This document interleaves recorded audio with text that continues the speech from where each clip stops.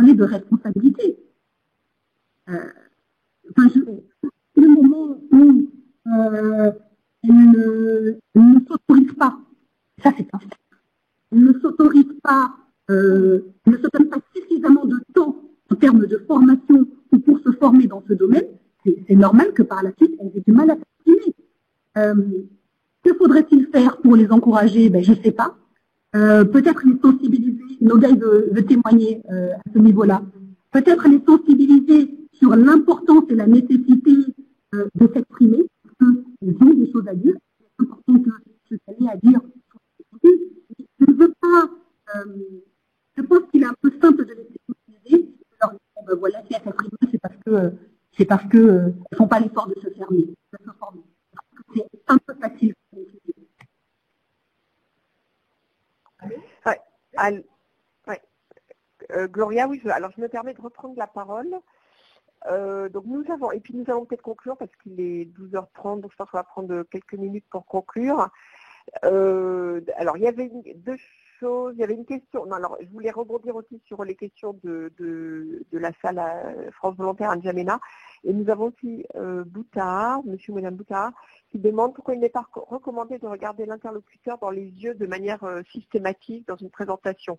Alors là-dessus, Gloria, je te redonne la parole. Et ce que je te propose, si Nogaï veut donner aussi un mot de conclusion, et puis après, donc nous on conclura ici, enfin on conclura pour fermer le webinaire. Donc Gloria, je te redonne la parole pour la question donc, de monsieur ou madame Boutard et pour Nogaï si elle souhaite donner un mot de conclusion. Merci, à toi.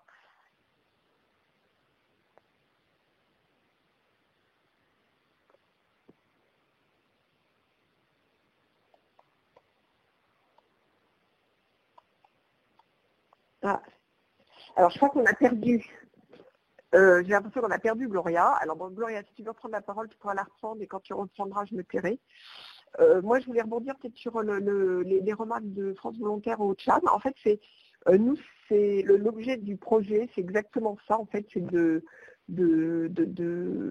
sensibiliser. Alors, on ne va pas vraiment jusqu'à de la formation, c'est plus de la sensibilisation et une prise de conscience, en fait, pour des femmes, alors en particulier pour des femmes plutôt peut-être assez jeunes ou cadres intermédiaires qui ont des ambitions dans leur travail et qui souhaitent se développer professionnellement.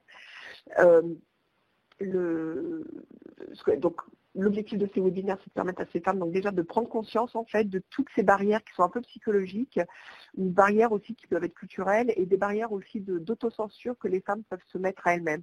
Et se dire, je ne veux pas prendre la parole parce que ça va être trop dur, ou parce qu'on va me couper la parole, ou parce que je vais avoir l'air bête, parce que je n'ai pas le même statut que les autres personnes dans la salle. Enfin, donc c'est tout ça. Et c'est pour montrer que non, justement, il n'y a pas de fatalité, qu'il faut dépasser tous ces soucis, qu'il y a des techniques pour, enfin toutes ces barrières, qu'il y a des techniques aussi pour les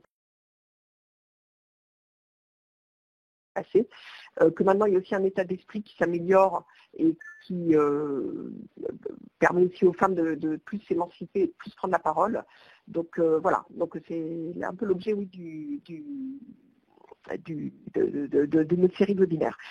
Ce que je voulais dire aussi, c'est sur le fait de se faire interrompre quand on prend la parole en public. Au-delà de l'article du Figaro, en fait, ce qu'on avait vu aussi, c'était un article en anglais sur les conseillères d'Obama qui, en fait, comme elles avaient constaté qu'elles se faisaient beaucoup plus couper la parole que les hommes dans les réunions donc des dirigeants, en fait, avaient mis en